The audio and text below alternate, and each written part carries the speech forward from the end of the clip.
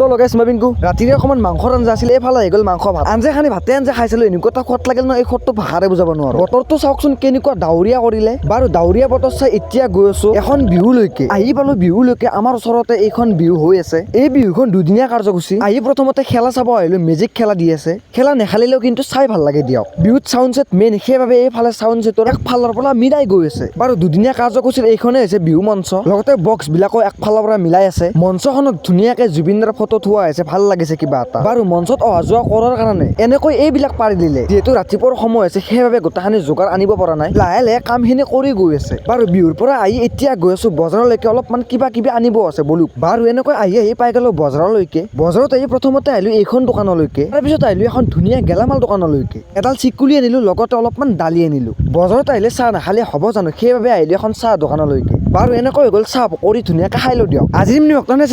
জয় আহোঁ।